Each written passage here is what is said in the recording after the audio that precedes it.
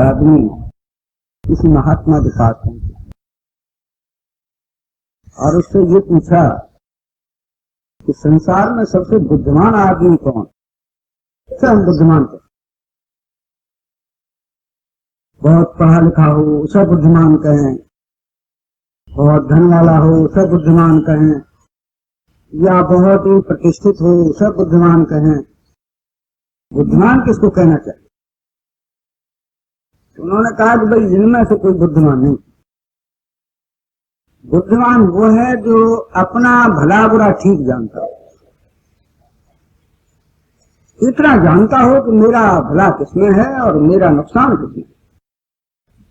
बस वो आदमी समझो बुद्धि, अपना मरना जीना जानता हो, अपना भला जानता हो, अपना कल्याण समझता हो,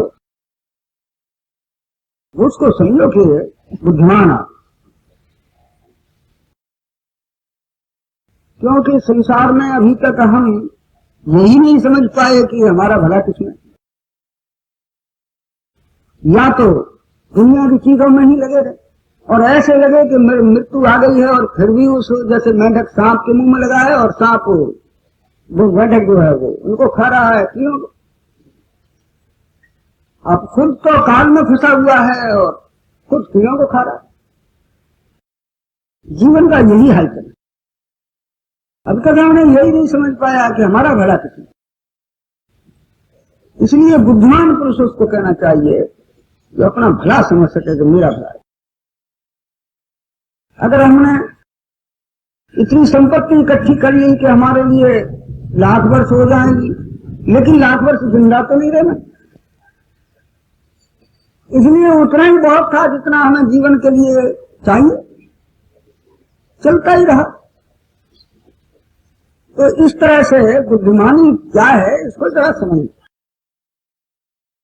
एक घटना है कि विक्रमादित्य जब मरे थे, राजा थे बहुत अच्छे बड़े समझदार, तो जब मृत्यु उनकी आई तो उनका लड़का था वो 6 वर्ष का, उसका नाम था भोज। तो वो राज्य के काम करने के लायक था नहीं। उनका एक भाई था छोटा, वो 20-25 वर्ष का था, उसका नाम था मुनि।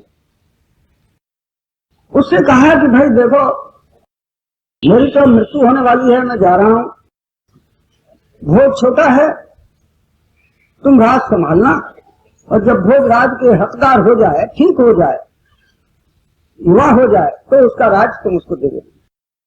उसने हाथ जोड़ करके कहा ऐसा ही है। भोज जो था वो छोटा था, उसे पढ़ाने लिखाने का मुनि ने सब प्रबंध कर दिया और हर तरह के उसको सुख और समृद्धि देने लगा, उसकी निगरानी रखने लगा। कुछ दिन बाद, 1 साल भर के बाद उसके दिल में ये ख्याल हुआ कि अरे मैं क्या किस काम का, क्या होगा, ये लड़का 17-18 वर्ष का होगा, युवा होगा, तो मुझे ये देना पड़ेगा, फिर मैं वैसे ही रहूंगा। इसलिए इस काटे को क्यों निकाल, मैं हमेशा इसके लिए राजी बना रहे मेरा। इस भोज को, ये छोटा बच्चा है, इसको खत्म कर देना चाहिए, तो ये राज्य मेरा ही बना रहे और किसी को पता लगे नहीं। बस उसने अपना जो मुख्यमंत्री था, जिसको तो समझता था कि जो मैं चाहता हूं वही करता है, उस मंत्री को बुलाया। कहने लगे हमारी एक इच्छा है भाई, हमारी इच्छा तुम पूरी कर दो, और तुमसे ज्यादा हमारा कोई हितैषी भी नहीं दिखाई देता। एक बात हम तुमसे कहना चाहते हैं, उसे एकांत में ले गए। लेकिन मेरी ऐसी इच्छा है कि ये भोज को अगर खत्म कर दिया जाए तो ये राज हमेशा मेरा बना। मंत्री बोले ये तो ठीक ही है, ऐसा करना ही चाहिए।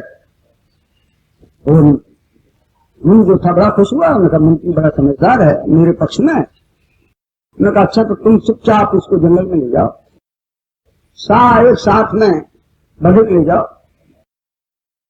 वो इसको वहां खत्म कर देगा और तुम लौट करके चले आओ, मैं तुम्हारा विश्वास करता हूं। और ये बात किसी को भी जाहिर ना, अरे उनकी हुदूद जाहिर कैसे होगी।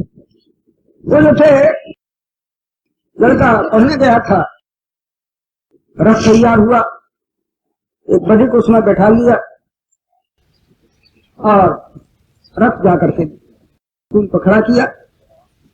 पाठशाला पर पहुंचे, अध्यापक से कहा कि भाई देखो, भोज को हम हवा खिलाने के लिए ले जा रहे हैं, घुमाने के लिए ले जा रहे हैं, उनको भेज।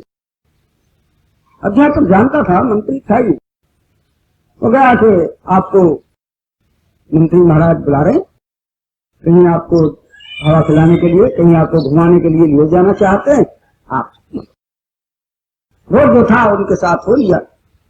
मंत्री ने उसे प्रणाम किया, आशीर्वाद दिया, चलिए आज बैठिए, आपको हम घुमा ला। जब वो बैठा तो उसने उस बड़ी को भी देखा, उसमें बैठा सन्नाटा, तो उसको पहले हुआ कि मामला क्या है, लेकिन उस पर मंत्री पर विश्वास था। मंत्री ने कहा कि कुछ शिकार मिल जाएगी तो कर लाएंगे, इसीलिए ये बड़ी भी बैठा है इकट्ठी। जब घने जंगल में पहुंचे तो रथ खड़ा कर दिया, भोज को उतार के नीचे बुलाया, तो आगे खड़ा हो गया और मंत्री ने बड़े भरे हुए हृदय से कहा कि भोज, महाराजा का हुक्म है कि हम तुमको यहाँ खत्म करने आए, खत्म करना,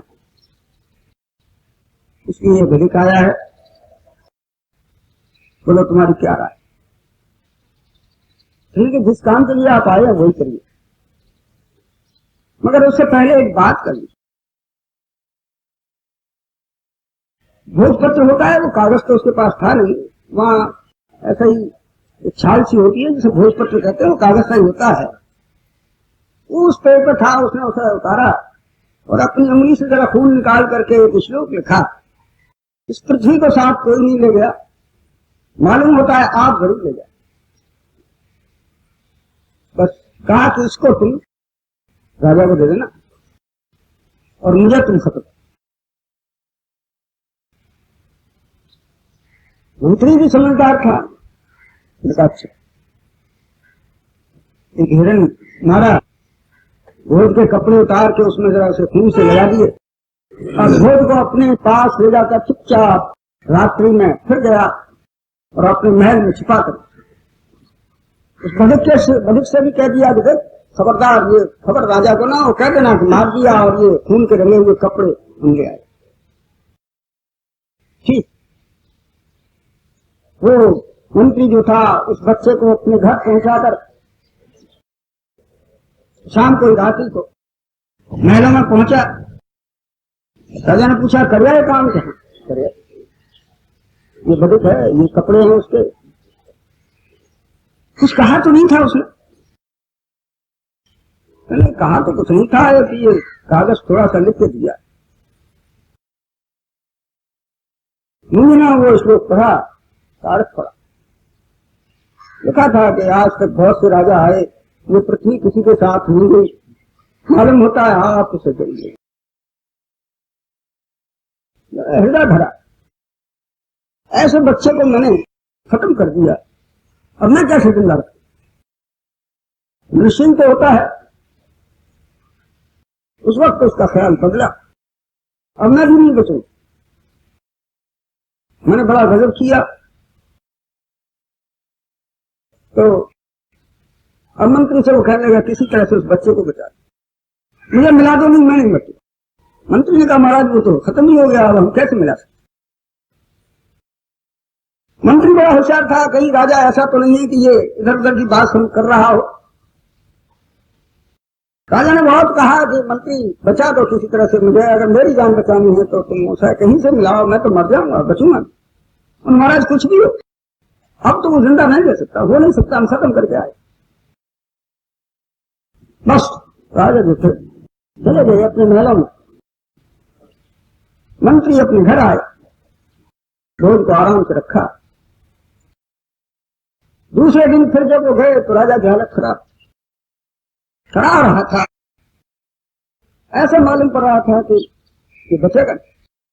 ये चोट तो उसके आकर मन पर कितनी खतरनाक थी। राज्य के लिए और ऐसे होनहार बच्चे को मार तो बड़ा दुखी हो रहा। मंत्री फिर पहुंचा, कहिए महाराज क्या हाल है? बच नहीं सकते। मुझे एक बार किसी तरह से उसे दिखला, मंत्री ने जाना कि हाँ अब ठीक, वास्तव में राजा को अंतःकरण से देखा। कहा महाराज मंत्री इसीलिए होता है, कभी भूल हो जाए तो मंत्री को संभालनी चाहिए, इसलिए आपका भोज मेरे पास। बस फिर राजा ने उससे बुलाया, छाती से लगा, कहने लगा इशारा। ये घटना हमें ये बतलाती है कि मनुष्य बुद्धिमान कौन, अपना कल्याण देखो किसमें है। इन संपत्तियों के जो संसार की तरफ खींच रही है, इन्हीं की तरफ अगर ऐसे हम लगे रहे, जीवन का सुधार नहीं कर पाया तो समझदारी नहीं, फिर भी ये घसीटेंगे, फिर इस संसार में हमें पड़ा रहना पड़ेगा। ये जीवन इसलिए बोला परमात्मा ने दिया है कि इस संसार को भी भोगो, ठीक तरीके से भोगो और उस परमार्थ के लिए चले, क्योंकि तुम्हारे लिए दोनों रास्ते खुल जाते हैं। जब तुम्हें वो प्रकाश मिलता है तो परमात्मा का ज्ञान तुम्हें प्राप्त होता है, तो संसार का रास्ता भी तुम्हारे लिए खुल जाता है और परमार्थ का रास्ता भी। तुम्हें संसार और परमार्थ में कोई भेद नहीं रहता, ये संसार ही परमार्थ दिखाई देता है, इसमें काम करने का एक मौका मिलता। कितना जो उस ज्ञान को प्राप्त करके संसार का काम करते हैं, परमात्मा के समान है। इसलिए जीवन में उस ज्ञान को प्राप्त, उस तत्व को सोचो, क्योंकि मृत्यु जो है वो अवश्य आएगी, लेकिन ये निश्चय रखिए कि मृत्यु ऐसी नहीं आएगी, ये बड़ी खतरनाक है। दो तरह की मृत्यु होती है, एक में तो शरीर मरता है, दूसरे में मनुष्य मरता है। ये शरीर बार बार मरते रहते हैं, जैसे सांप हर साल केंचुली बदल देता है, मरता नहीं है। इसी तरह से आप इस शरीर को, शरीर मरता है, आप नहीं मरते, और आपके ये कर्म आपके साथ चले जाते, आप दूसरे जन्म में जाकर के फिर वैसा का वैसा ही करना पड़ता है। समझदारी से काम लो। सांप 100 वर्ष जिंदा रहता है, 100 कांचली बदल देता है, माने हजारों कांचली अब तक बदली हैं। न मालूम कितने कर्मों के करते करते हम इस दशा में बैठे। मृत्यु तब होती है जब मनुष्य को ज्ञान प्राप्त, तब वो इस संसार से जाता है, परमात्मा को प्राप्त। उसको समझो हमारी मृत्यु अब, जब मन मर जाए तब तो मन नहीं मरता, शरीर मरता है, एक छोड़ के दूसरा प्राप्त कर लेता है। वासांश विज्ञान था वे है जैसे लिखा। तो जीवन को शुद्ध बनाने के लिए सोचो कि हमें क्या करना चाहिए। वो वास्तव में ज्ञान है, वही जीवन है, इसलिए उसको प्राप्त करना ही मनुष्य का परम धर्म। एक धर्म होता है, एक परम धर्म। तो जीवन का अभी भाग शेष है, हम सब लोगों को परमात्मा का ध्यान करना चाहिए, रोजाना उससे ये ध्यान लेते रहना चाहिए और अपने गुरु का हमेशा सत्कार आदर करते हुए उनसे सारी चीज प्राप्त करते रहें।